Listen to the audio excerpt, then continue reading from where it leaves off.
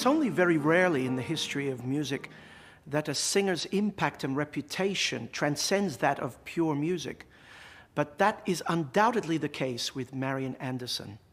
True, she had an exceptional voice. No less a judge than Toscanini said to her, "A voice like yours comes around only once in 100 years." But what secured her reputation in America and beyond was her courage and dignity as a human being. He's got the whole world in his hands. He's got the big round world in his hands. He's got the wide world in his hands. He's got the whole world in his hands. Marian Anderson, like Kathleen Ferrier, was a contralto. And the stars in his hands. He's got the wind and rain in his hands. He's got the whole world in his hands. Her bearing was regal. There was a no-nonsense, no-frills approach to her stage persona. It was just the voice. The voice was gorgeous, but it was an honest type of singing. There was no flailing about with her arms. There was no eye-rolling. It was just plain and simple and deep.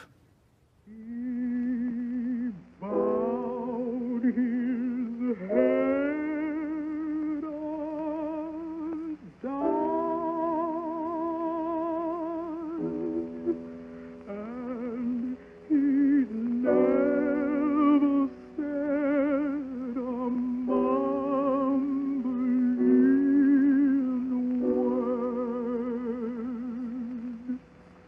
He bowed his head on died, and he never said a mumbling word.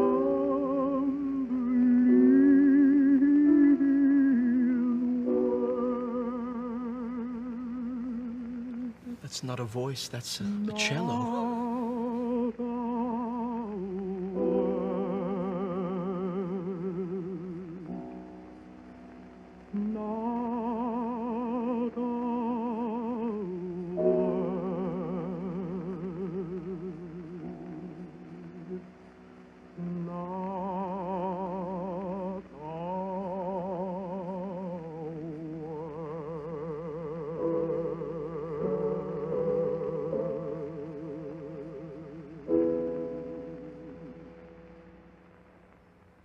Marian Anderson did have ambitions to sing opera, but she would have to wait a long time before she set foot on an American operatic stage.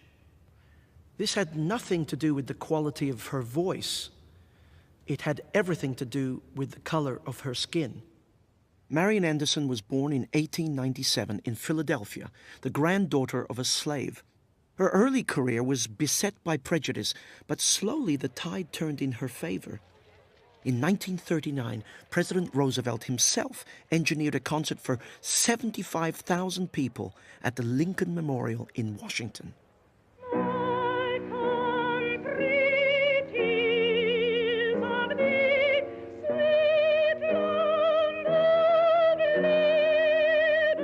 Singing surprisingly high there. It was not until 16 years after this concert that Marian Anderson finally got to sing an opera. When she was in her late 50s and sadly past her vocal prime, Marian Anderson made history. She became the first African-American singer to sing at New York's Metropolitan Opera. The role was Ulrica, the Negro fortune teller from Verdi's Ballo in Maschera. Now, it didn't matter that her voice was not in its prime. Her mere presence on that stage was an inspiration for a whole new generation of African-American singers.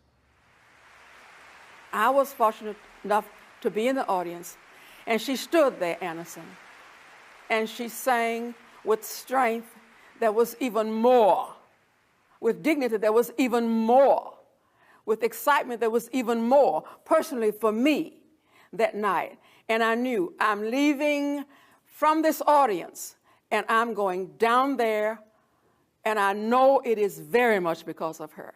And I am going to be standing where she was singing tonight. And it worked out pretty good.